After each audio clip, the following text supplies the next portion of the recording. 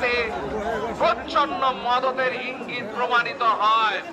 সুতরাং অন্যায়কারীদের সাপোর্ট না করে, খেয়াল না করে সরকার তাদের প্রশাসনের মধ্য দিয়ে অবিলম্বে দোষীদের শাস্তির ব্যবস্থা করুক।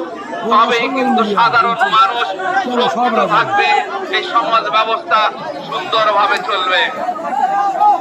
এখন আমি এখানে যারা হাজির হয়েছেন আমাদের পার্টির পক্ষ থেকে অল্প দু চার কথা বলবেন আমাদের নেতৃত্বরা।